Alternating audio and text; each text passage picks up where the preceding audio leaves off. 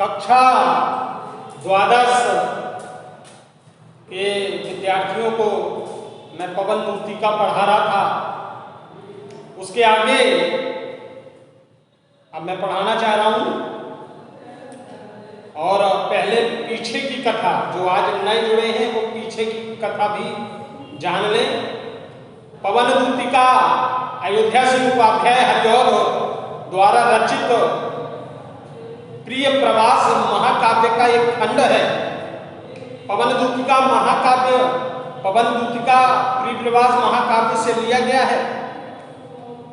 पवन दूतिका में राधा जी दुखी मन से अपने घर पर बैठी हैं। उसी समय प्रातःकालीन हवा उनके कमरे में रोशनदानों से प्रवेश करती है। जब वह शीतल मंद हवा, सुगंधित हवा उनके शरीर को स्पर्श करती है तो उनकी वियोग अग्नि, जो भगवान कृष्ण से वियोग हो जाने के कारण जो उनके अंदर वियोग है, वह वियोग अग्नि और अधिक प्रज्वलित हो जाती है। तो बड़े प्यार से राधा जी उस हवा से कहती हैं कि हे प्यारी प्रातः पवन, क्यों मुझको सता रही हो? क्या तुम्हें भी समय ने सताया है? जैसे भगवान कृष्ण मुझे छोड़कर चले गए हैं, तुम्हें भी कोई छोड़कर चला गया है? जिसका बदला तुम मुझसे ले रही हो। अगर कुछ कर सकती हो तो जो मुझको प्यारे लगते हैं, जो बादल के रंग की तरह हैं, जिनके नेत्र कमल की तरह हैं, जो मुझको छोड़कर चले गए और आज तक मेरे लिए कोई संदेशा भी नहीं भेजा, मैं उन्हीं के वियोग में रो रो कर पागल हो रही हूँ। तुम उनसे जाकर कह दो। लेकिन तुम्हें मार्ग नहीं मालूम होगा, मैं मार्ग बताती हूँ। राधा जी पवन को मथुरा का मार्ग बताती हैं कि जैसे ही मेरे मकान को त्याग कर तुम थोड़ा आगे जाओगी, अनेक शोभायमान गलियां मिलेंगी। वहां पर आकर्षित नहीं होना, ठहरना नहीं, मेरे काम को ध्यान रखना और आगे बढ़ती रहना। थोड़ा और आगे जाओगी, एक प्यारा वन मिलेगा, सुंदर वन मिलेगा, जहाँ पर बहुत सुंदर सुंदर वृक्ष लगे होंगे, लताएं होंगी जो फूलों फलों से लदी होंगी। ऐसा प्यारा गंगा वन मिलेगा, वहाँ पर आना जाना घूम लेना, लेकिन आकर्षित नहीं होगा। लेकिन मेरे प्रेम के साथ साथ विश्व कल्याण भी तुमको याद रखना है। विश्व कल्याण के लिए यदि रास्ते में कोई तुम्हें दीन दुखी परेशान व्यक्ति दिखाई दे, थका हारा व्यक्ति दिखाई दे, तो उसके शरीर को स्पर्श करना, उसकी थकान को मिटाने का प्रयास करना और अपनी सुगंध के द्वारा उसको प्रसन्न चित्त करने का प्रयास करना। यदि कोई ऐसी महिला जिसका सर्व ही जिसका गहना है, ऐसी महिला दिखाई देती है, तो उसके वस्त्रों को अस्त व्यस्त करने का प्रयास नहीं करना। थकने के कारण, दुखी होने के कारण यदि उसका मुख कुमला गया हो, तो उस कुमलाए हुए मुख को पुनः तरोताजा करने का प्रयास करना, उसकी कोमलता को लौटाने का प्रयास करना। यदि कोई किसान की बेटी खेत में कार्य करती हुई दिखाई दे जाए, धूप में तप रही हो, तो तुमको उसके शरीर को स्पर्श करना है। और यदि कोई बादल, ये हवा का काम होता है बादलों को इधर से उधर ले जाना, तो यदि कोई बादल तुम्हें दिखाई दे तो उसके खेत के ऊपर जाकर ठहरा देना। उस बादल की छाया के द्वारा उसको कुछ देर सुख की अनुभूति होगी। इस तरह तुम्हें लोगों की सहायता करते हुए जाना है। ऐसा करते करते तुम मथुरा धाम पहुंच जाओगी और मथुरा धाम पहुंचकर वहाँ सुंदर नगर, कितना सुंदर नगर बसा हुआ है, वो देखना तुम्हें आश्चर्य होगा। मेरु पर्वत के समान वहां पर ऊंचे ऊंचे मंदिर बने हुए हैं, जिसमें जो कलश चमक रहा है वो ऐसा चमक रहा होगा, सोने का कलश, जिनकी चोटियों पर सोने का कलश बना होगा, वो ऐसे चमक रहा होगा जैसे कोई दूसरा सूर्य निकल आया।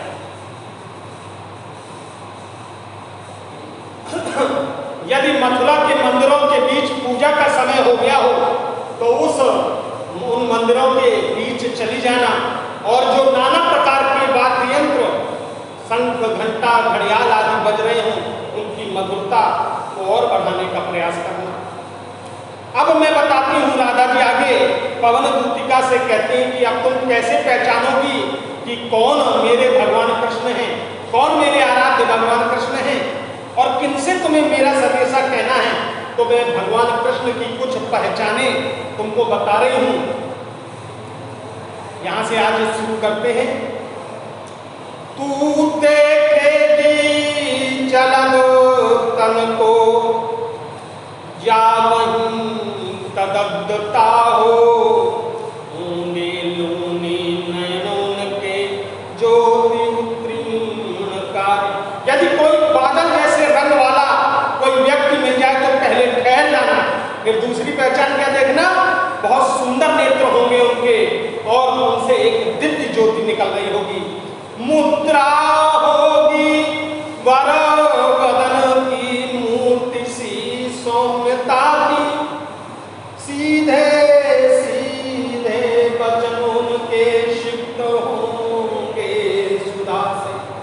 जो शरीर का आकार प्रकार होगा एक मूर्ति की तरह, जैसे मूर्ति को सांचे में ढालकर बनाया जाता है, वैसे ही एक मूर्ति की तरह उनके शरीर की मुद्रा होगी, बनावट होगी और कोमलता होगी। जब वो बोलते होंगे तो ऐसा लगेगा जैसे मानो अमृत का सिंचन कर रहे हो। आगे देखें और पहचाने राधा जी बता रही है। नीले फूले कमला दल सी गात की श्यामता है, नीलांबुज श्यामल कोमलांग सीता समारोहित पितवानुभागं, पाणौ महाशायक चारु चापम, नमामि रामं रघुवंशनाथं। जो नीले वर्ण के हैं, कैसा नीला वर्ण है उनका, नीले फूले कमल दल की गात की श्यामता है। वह सांवलापन कैसा है, जैसे कोई नीले रंग के कमल के फूल के पत्ते का रंग होता है, वैसे उनके शरीर का सांवलापन है। पीला प्यारा वसन कटी में पहनते हैं अबीला, पीले रंग का वस्त्र कटी भाग में कमर के नीचे के हिस्से में पीले रंग की धोती धारण करते हैं, जो उन पर बहुत अधिक सुंदर लगती है। छोटी काली अलग मुख की कांति को है बढ़ाती, और एक लट बालों की एक लट उनके मुख पर बार बार आ जाती है, जो उनकी शोभा में और अधिक वृद्धि कर देती है। सदवस्त्रों से नवल तल की फूटती सी प्रभा है, और वो जो सुंदर वस्त्र धारण किए हैं उनसे एक ज्योति निकलती है, ऐसा लगता है जैसे दिव्य वस्त्र कोई धारण किए हो। आगे देखें और पहचाने बताती हैं राधा जी। सांचे ढला सकल बपु है दिव्य सौंदर्यशाली, सतपुष्पों सी सुरभि उनकी प्राण संपोषिका। उनका संपूर्ण शरीर ऐसा लगता है जैसे सांचे में ढालकर बनाया हो गया हो, जैसे सांचे में ढालकर वस्तु बिल्कुल एक्यूरेट उसी तरह बनाई जाती है जैसा बनी है। कोई भी अंग न छोटा न बड़ा, न नाक चपटी, न हाथ लंबे या छोटे, जैसे एक परफेक्ट होने चाहिए, एक सुंदर व्यक्ति के जैसे होने चाहिए, वैसे सब भगवान कृष्ण के हैं, जैसे मानो सांचे में ढालकर बनाया गया हो। और सुंदर पुष्पों की माला जो वो गले में धारण करते हैं, वो प्राणों को पोषण देने वाली। दोनों कंधे प्रसव बरसे हैं बड़े ही सजीले, लंबी बाहें कलब करसी शक्ति सी की पेटिका है। और जो दोनों उनके कंधे ऐसा नहीं है केवल सुंदर है, शक्तिशाली भी हैं। दोनों कंधे जो हैं उनके बैल के समान मजबूत हैं और बड़े सुंदर हैं। और जो उनकी लंबी लंबी बाहें हैं वो मानो सूंड की तरह लंबी हैं, और कलब माने सूंड की तरह लंबी हैं और ताकत का भंडार है। आगे पहचाने बता रही है राधा जी। राजाओं सा सिर पर लसा दिव्य पीठ होगा,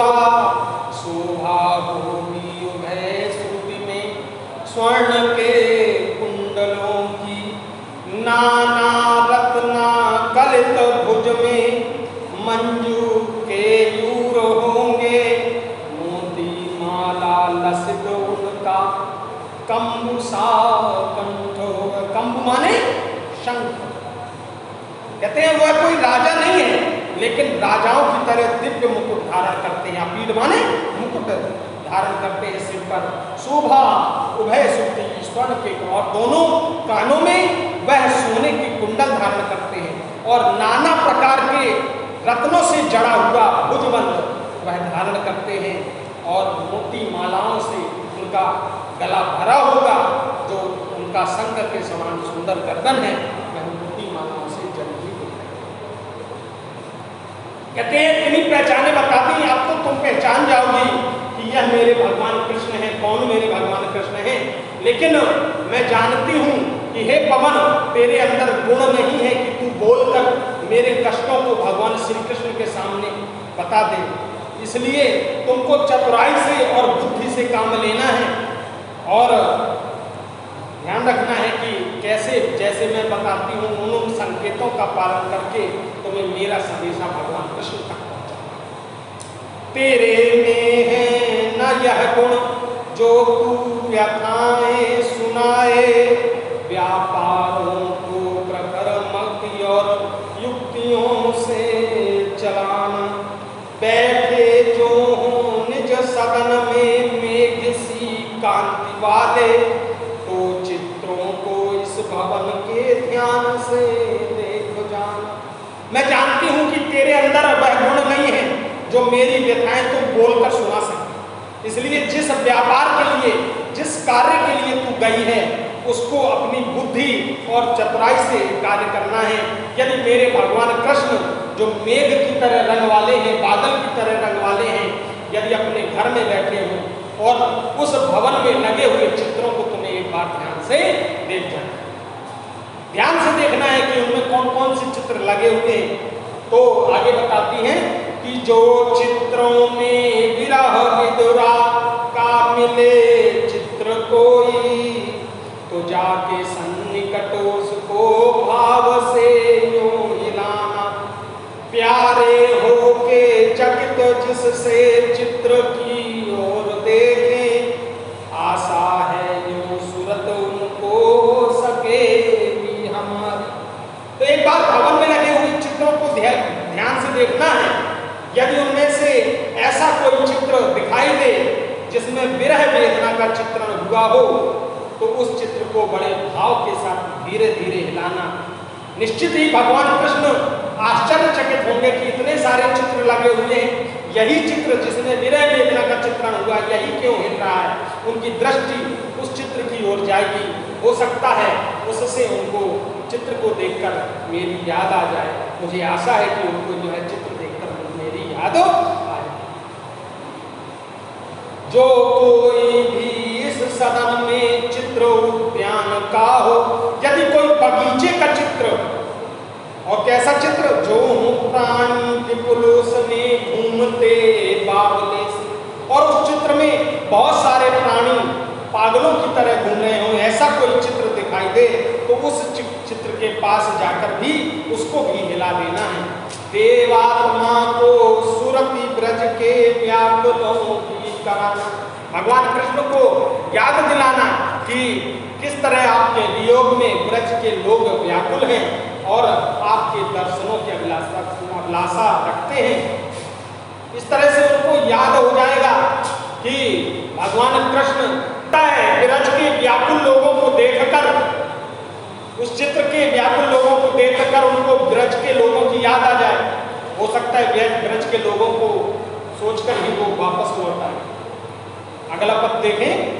कोई प्यारा कुसुम कुमलाया गेह में जो पड़ा हो, तो प्यारे के चरण ला डाल देना उसी को।